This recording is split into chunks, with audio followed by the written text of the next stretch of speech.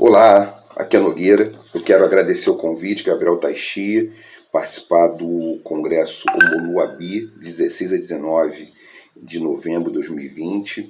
E eu vou estar com o tema Filosofia Africana, Influência Iorubá. Então, falar da cultura iorubá um pouco, falar de filosofia africana. Quando eu vou falar de África aqui, só algo importante para delimitar. Eu estou pensando a África não só como continente, eu quero pensar a África aqui como um paradigma cultural, como um modelo civilizatório, como um conjunto de perspectivas. Assim como a gente fala em Ocidente, quando nós falamos Ocidente, ninguém entende somente Europa, mas entende um complexo cultural. A África, num registro geopolítico, geográfico, a gente fala da geografia. A África é um continente, mas no outro registro, um registro filosófico, a África é um modelo cultural, um conjunto de perspectivas. Nesse sentido, eu vou me ater à filosofia iorubá. Quando nós falamos de filosofia iorubá, Sophie Oluole, filósofa nigeriana, que escreveu o livro Sócrates e Orunmila, os patronos da filosofia, um livro muito bonito. Ela faz um estudo belíssimo, né, comparando Sócrates e Orunmila, apresentando, né, o pensamento de cada um desses autores. Ela diz muito bem, Orunmila pode ser entendido como uma divindade, um orixá. Orunmila pode ser entendido como uma escola, uma tradição, mas Orunmila pode ser entendido também como uma pessoa, um filósofo, alguém que viveu, que teve pai, mãe, casou, que produziu o pensamento, que sistematizou o pensamento. E eu quero falar desse Orunmila e também do Orunmila divindade, Orunmila orixá. Tem uma narrativa, um Itan, pelo qual eu vou começar para falar do cosmopaladar. Eu quero falar de cosmopaladar, quero falar de um aspecto fundamental da filosofia iorubá, especificamente do pensamento filosófico de Orunmila. Eu vou meter o pensamento filosófico de Orunmila, que eu diria que ele parte não de uma cosmovisão, não de uma visão de mundo, mas de um cosmopaladar, do gosto de mundo, tá? Para um entendimento de que o conhecimento ele é gustativo, o conhecimento é de uma ordem gustativa. Tudo bem? Vou partir desse pressuposto. Então, o conhecimento é como se fosse a língua, é uma matéria-prima da produção de conhecimento. Tudo bem? Vamos lá. Tem uma narrativa que muita gente deve conhecer. Eu vou contar não com tanta maestria como minha avó materna e minha avó paterna costumavam me contar, e meu avô de vez em quando, meu avô materno também falava a respeito, mas é mais ou menos o seguinte: o Batalá pede, coloca uma prova que ia definir quem seria a senhora ou senhor dos segredos, quem poderia compreender a natureza da existência humana, compreender os segredos dos caminhos. E essa prova, para ter essa função, para assumir esse papel, era um concurso de gastronomia, um concurso culinário, uma prova culinária. O Batalá pede que façam a comida mais saborosa do mundo. Orunmila aceita o desafio e prepara língua de touro com inhame. O Batalá come, fica satisfeito, alegre, feliz e diz: essa é a melhor comida do mundo. Mas a prova não terminou. Eu quero agora que você faça a pior comida do mundo. A Orunmila vai para casa e prepara e leva o prato, leva a iguaria, que tinha que ser a pior comida do mundo. O Batalá come e diz: horrível essa comida, terrível. Qual era o cardápio? Língua de touro com inhame, como era de se esperar. O que está em jogo? Muito rapidamente. O que está em jogo que a língua de touro, então a língua de touro com inhame. Inhame tem a ver com cultivo, inhame no contexto histórico, né? do universo da população, do povo Yorubá, alguma coisa que tem a ver com cultivar, com cuidado. E a língua, então, cuidado sempre é relação com alguma coisa, sempre é acolher alguma coisa, ou ser colhido por alguma coisa. Então tem a ver com isso, o cultivo. E a língua tem relação com linguagem.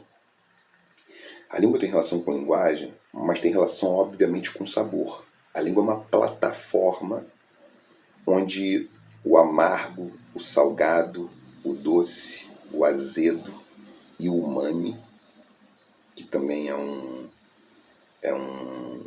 gosto, um tipo de gosto, estão presentes. O umami é um registro sincrético dos gostos.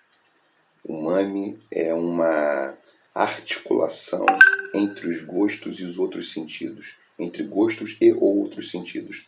Então o umami tem muito a ver com uma conexão entre olfato e um gosto ou mais gostos, uma articulação, uma coligação entre visão, você enxerga alguma coisa e vai comendo com os olhos.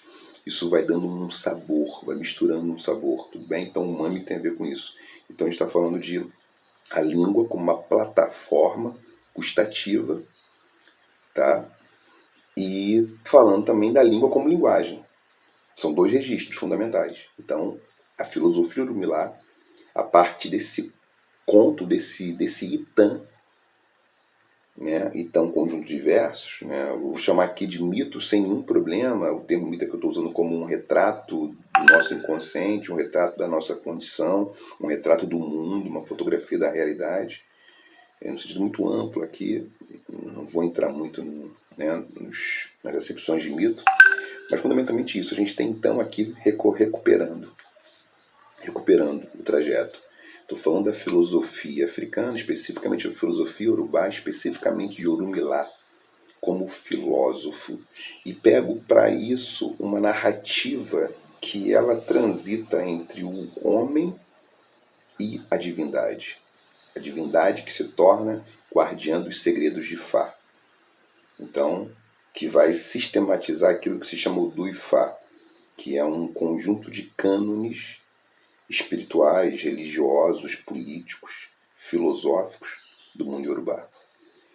E eu estou tentando me prender, me concentrar nessa narrativa que vai consagrar Orumilá como o Senhor dos Segredos, por uma razão. A língua de Touro Cunhame, que o Batalá come e reconhece como gostosa, como a melhor comida do mundo, mas reconhece também como terrível, como a pior comida do mundo, quer dizer alguma coisa. A língua de Touro Cunhame quer dizer que a linguagem, através da linguagem, e a linguagem tem sabor, nós encontramos o mundo. Nós podemos dizer o mundo, nós podemos interpretar o mundo, nós podemos nos conectar de um modo interessante ou de um modo desinteressante. Então, quando Orumilá descobre isso, ele compreende que, de alguma forma, é na linguagem e no sabor que nós podemos produzir, que o conhecimento é uma questão linguística e uma questão nutritiva. Ou seja, o conhecimento tem um caráter nutricional, um caráter de agregar à existência alguma coisa. A linguagem, ela não é um aglomerado de palavras. Num certo registro, a linguagem também é uma conexão entre palavras. Mas, porém, mais do que isso, a linguagem é uma maneira de se organizar no mundo. A gente diz as coisas com a roupa que a gente usa, com o corte de cabelo, com as coisas em geral, com nossa forma de andar, nosso modo de falar. É linguagem. Então, Orumilá, filósofo, está dizendo para a gente, dentre outras coisas, que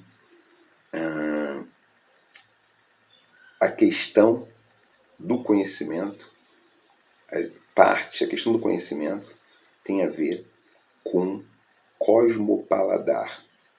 Esse cosmopaladar, ele tem relação direta, vamos aqui. Então, estou falando aqui de uma epistemologia do gosto.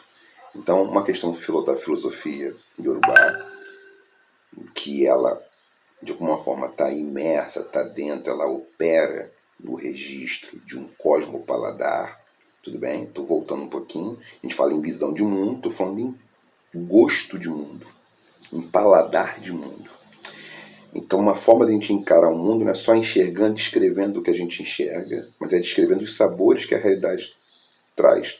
E teriam 5 elementos definidores, 5 sabores fundamentais, 5, vamos dizer assim, 5 maneiras de medição da realidade, 5 modos de medição, que também, num outro sentido, tem uma ética vinculada a esses modos, mas vou falar de conhecimento primeiro. Quais são esses cinco modos, essas 5 transduções gustativas, porque uma coisa vai até a outra, elas podem se modificar.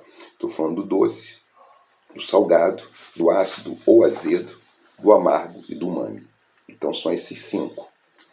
Eles são os crivos, a maneira como a gente avalia. Então está muito salgado, tem até uma expressão popular brasileira, que a gente usa na cultura brasileira, que está nas vozes da periferia, as vozes da favela, dos homens, mulheres, crianças. Está salgado. A pista está salgada. É uma expressão popular, um dito popular. A pista está salgada. Isso quer dizer que não está fácil. Tem muito sal. Então, quando está salgado, tem muito sal, você tem uma medida certa do sal. Então, percebam vocês como é que, de alguma maneira, como é que reverbera, né? Como é que esse sistema de pensamento ele se traduz até na nossa linguagem. Então, tem o doce, o amargo. Então, alguém diz assim para o outro, assim, fulano é amargo, fulano é amarga, né? Fulano está muito amargo. Ou então, é muito comum a gente usar essa qualidade, essa atribuição qualitativa para alguém. Pô, fulano é muito doce. E o doce é alguma coisa que nos leva ao encontro, ainda que possa enjoar depois. Tudo bem? Então, são 5. São 5 elementos fundamentais para a gente entender a maneira como a gente conhece e também para a gente pensar na ética. Então, a partir desse mito, dessa narrativa que eu conto, eu estou pensando esses 5. Ou seja, a língua, ela tem lugares. Então existe uma cartografia da língua, para fazer uma cartografia da língua de touro, que é um mapa, na língua desenhar e tem regiões. Cada região corresponde a um sabor. Tudo bem? A um sabor. Eu vou aqui tentar, eu não sei se eu consigo ilustrar bem para vocês, mas eu vou descrever para vocês esse mapa, né? O mapa, na verdade, tem um certo mito em torno disso, né? Que o doce na ponta da língua, o salgado e o azedo como se fossem, não sei se dá para enxergar aqui bem, então esse é um desenho, era um desenho que na verdade hoje os trabalhos nas ciências da gustação, né, não tem um lugar que a gente sente o sabor, mas é uma configuração que ela serve para organizar, para dizer porque o doce está na ponta, o muito amargo está no fundo, o salgado e o azedo ficam nas laterais, né? Um salgado mais um pouco à frente, o azedo mais um pouco próximo do amargo, tá? Então, isso é uma representação, uma configuração. O que essa configuração tem de interessante para a gente pensar aqui, porque uma coisa está na ponta, outra está no fundo, então para fazer uma investigação, para pensar o seguinte, tem uma maneira que é o conhecimento. Como é que eu conheço as coisas? Né? Eu conheço as coisas por isso, ou com essas coisas de modo mais doce, mais salgado, mais azedo, mais amargo. E nós também, o nosso comportamento, o nosso temperamento tem a ver com esses temperos, tem a ver com esses sabores. Então, se eu posso ser uma pessoa muito doce no meio de coisas muito salgadas, isso já muda o tempero, já muda a composição. Então, quando a gente fala em linguagem e fala em sabor, a gente está falando também em composição, uma maneira de, então, fazer uma análise filosófica com a partir desse recorte teórico da filosofia Urumilá, do Cosmo Paladar, é falar nas composições. É pensar o que nutre, o que falta, o que precisa. Qual sabor é necessário para compor o meu temperamento a cada momento, porque isso se muda. Como é um conjunto de composições que a gente está no mundo, e por essa razão a gente fala em salgado, fala em azedo, fala em doce, tudo bem? Fala nesses elementos que são definidores da nossa possibilidade de conhecer no mundo, de conhecer as coisas. Então eu queria colocar isso primeiramente, né? Primeiro momento, colocar esse recorte teórico, né, de Urumilá. Quem tiver interesse em conhecer mais a respeito do pensamento de Urumilá, pode ir em Odu Ifá, 256 versos, né, de Odu Ifá, que tem muitos textos bacanas sobre isso, que eu acho que são muito legais para quem tiver interesse. E também a Sophie Oluolê, do livro Sócrates e Sócrates Urumilá. Tá? Então são referências que ajudam a pensar isso. Então essa foi a primeira parte. Eu vou então fazer uma outra parte agora. E vou mostrar o livro para vocês, o livro do Ifá, que o Maulana Karenga apresenta todos os versos de Odu Ifá, que são aqueles versos sistematizados, né, por Urumilá. Aqui está o livro, tá? Odu Ifá, Maulana Karenga, grande pensador, tá? Então, dito isso, a gente falou então aqui da filosofia Urubá. Tem outro elemento que eu acho muito interessante pensar com Urumilá, que são os caminhos, né? Que agora, vindo aqui para Odu Ifá, uma maneira de interpretar que são 256 caminhos. Esses 256 caminhos têm relação direta com 16 Odus, que isso está muito presente na liturgia e no rito religioso, né? Tem uma questão de religiosidade, os Odus, não vou adentrar esse tópico. É muito interessante, as pessoas que são iniciadas, conhecem a religião do Candomblé, conhecem a religião de Ifá, culto a Ifá. Eu vou meter um aspecto filosófico, que não está separado, mas eu vou ter esse aspecto filosófico que, vamos dizer assim, por assim dizer, o caráter laico da filosofia Yorubá. Estritamente, o caráter mais laico. Então, são caminhos. Uma maneira de a gente pensar isso, de modo laico, os 16 Odus, é que os 16 Odus, eles são combinações dos 4 elementos com os 4 elementos. 4 vezes 4, 16. Nessas combinações dos 4 elementos com 4 elementos, a gente vai ter 16 vezes 16, que dá 256 caminhos. O que isso significa? A gente faz uma cartografia ético-política, todos nós, diante de uma escolha, diante de qualquer circunstância, temos 256 possibilidades. Essas possibilidades, elas estão sempre, de alguma maneira, relacionadas com os 4 elementos: ar, terra, água e fogo. Tudo bem? Então, ar, terra, água e fogo significa o seguinte: a gente pensar a encruzilhada. A encruzilhada é uma imagem importante. A encruzilhada é formada por encontro de 2 grandes ruas, né, vamos dizer, 2 grandes estradas, vamos dizer assim. Então, 2 estradas que se cortam, e a gente pode pensar 4 ruas. Então, 2 estradas e 4 ruas. Eu vou usar essa imagem aqui.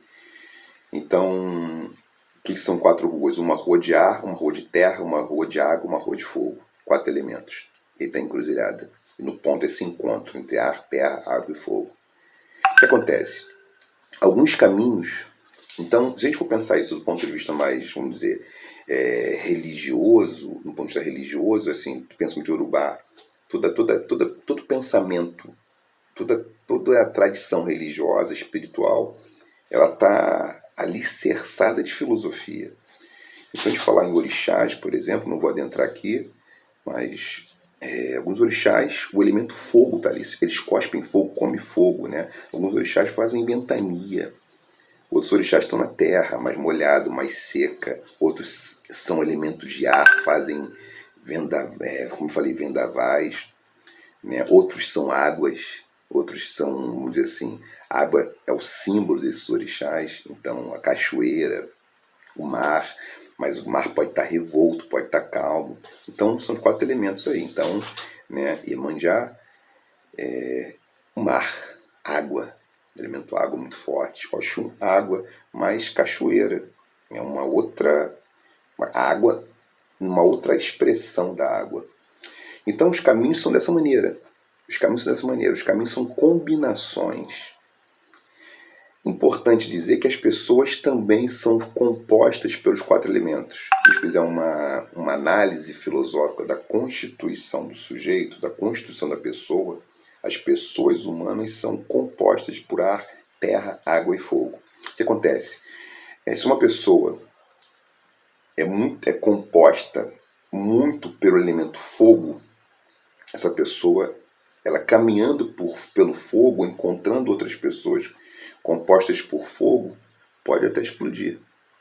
Então a maneira por onde eu caminho, com quem eu caminho, diz muito do meu destino. O destino é sempre alguma coisa feita no processo, feita na caminhada, feita no encontro com as coisas. Então diz muito do destino que a gente vai fazendo, né, que a gente vai realizando. Tá? Então eu queria pensar um pouco isso. Então, ou seja, a extração de ar, terra, água e fogo, muitas vezes é bom caminhar por lugares aéreos, lugares de ar, para arejar as ideias. Muitas vezes, para a gente se conectar com nossos sentimentos, nada melhor que uma estrada com uma rua de água, né? Ou para tomar uma decisão, fazer algo, elemento fogo. Então tem 4 elementos que tem a ver com a composição das estradas, das ruas, das encruzilhadas, da encruzilhada em si, como um mapa do caminho. E tem do outro registro 5 maneiras de se relacionar com o conhecimento e consigo, de saborear. Aí, para a gente entender então com a filosofia Yorubá, a gente precisa, para entender quem nós somos, onde nós estamos, o que podemos, o que queremos, o que desejamos, porque a filosofia Orumilá é uma filosofia que preconiza o autoconhecimento, preconiza a capacidade de sabermos quem somos, de nos conhecermos. O que vai estar em jogo? Eu tenho que articular tanto a língua como linguagem, entender que isso faz parte de um cosmopaladar de mundo, entender o mundo através dos sabores e articular com os 4 elementos. Eu tenho que saber que temperamento eu estou, para entender as circunstâncias e a maneira como me relaciono com as coisas. E como eu posso chegar melhor a um certo destino, a um certo caminho, ou percorrer uma caminhada, né? Com intempéries que fazem parte de toda a caminhada, com processos mais doces, com vento, ou com brisa, ou no meio do mar, salgado. Então percebam, então essa eu quero trabalhar hoje. Vou fechar aqui, caminhando para o final da minha fala, dos 25 minutos estipulados, a filosofia africana, aí o sistema, né, o cosmopaladar Yorubá, no pensamento filosófico Orumilá, pode nos ajudar a fazer o percurso do autoconhecimento. Uma interpretação possível é que o próprio nome Orumilá é a abertura do sujeito para si, a abertura do eu para alguma coisa que é Orum. Estar disposto ao Orum, aquilo que é um mundo não material, uma realidade não material. Então, para entender essa natureza mais essencial da condição humana, a gente pode compor com a língua como uma plataforma gustativa, uma epistemologia do gosto. O gosto tem a ver com toda epistemologia, toda teoria do conhecimento tem a ver com gosto. E toda caminhada tem a ver com as ruas de ar, terra, água e fogo. Então a gente tem que compor essas coisas para poder entender quem somos, o que podemos fazer, o que desejamos, o que queremos e quais caminhos nós podemos caminhar de modo mais doce, sem muitas tempestades, ou com a capacidade de passar pelas tempestades, ainda que tenha um mar salgado, no meio de um mar, de um vendaval, mas sem estarmos desconectados com aquilo que nós somos, que é o mais importante. Ou seja, a filosofia urubá, a filosofia africana, no ponto de vista mais, de modo mais geral, ela sempre, de algum modo, se ocupa do autoconhecimento, saber quem somos. Gente, obrigado. Meu nome é Nogueira. Meu Instagram é @Nogueira_oficial. E meu e-mail, para quem quiser contato, conversar, mandar perguntas, para a gente fazer outros vídeos, é contatonogueira@gmail.com. Nogueira sempre sem i, tá? Um grande abraço.